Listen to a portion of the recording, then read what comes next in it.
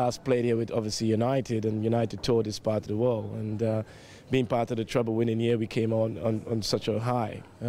But it's great that they're coming back here this time around. It's a great opportunity for the people in Sydney, in Australia as a whole, to have the opportunity to come and see Manchester United close up, to see some of these world-class players live, and it's an opportunity for these guys in the A-League as well to really test themselves against a top team like Manchester United. I know you keep tabs with the A-League wherever you are in the world, but how do you think an All-Stars A-League team would fare against the Manchester United outfit? Well, I think you've got a better chance, rather than just, Sydney FC, for instance, to pick out the best players within the A-League. I think that you have more options in your team selections, which is great. But, one thing for sure, it's going to be a tough ask for the A-League players, but it's a great experience for them at the same time.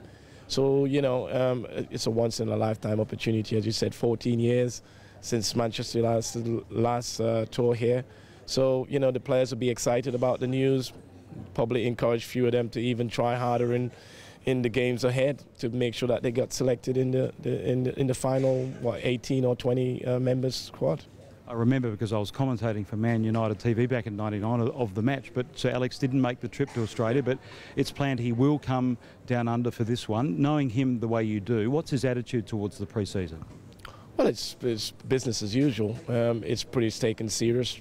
They're coming here with the intention of getting fit and getting prepared for the Premier League, but at the same time they will prepare thoroughly like he's always have done.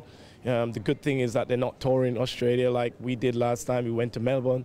They're based in Sydney. They will set up camp here. The training camp will be intense. And I'm sure that will be a plus to the players, because the one thing, and being a player myself, is getting up and having to change hotel every time. So the fact that they're here, I think whether that is good news for the A-League, because they're here and the players will be settled in and raring to go. And obviously off-season signings, integrating them into the lineup. It's really crucial times, isn't it? It is, absolutely, and it's we as a team who they're normally used to traveling long distance. They travel Asia every year, so coming to Australia won't be new to them. And you picked out the final point there. New players will probably be added to the team, getting to know players. Players are trying to cement their position and juggle for position to make sure that when the Premier League starts, that they're in the first team. So a lot will be happening there, but it will be pretty intense. What about your love of Australia and your love of United? Who will you be supporting? No, listen, hey, my days of playing days are over. I'm just a spectator now, which is great, and it's just fantastic, and not just for me, but for everybody who's going to be there live to see, Man U comes into town.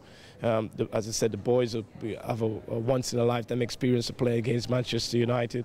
So, to sit on the fence a little bit, I just want to see a great game, so I think that the public will love to see that as well.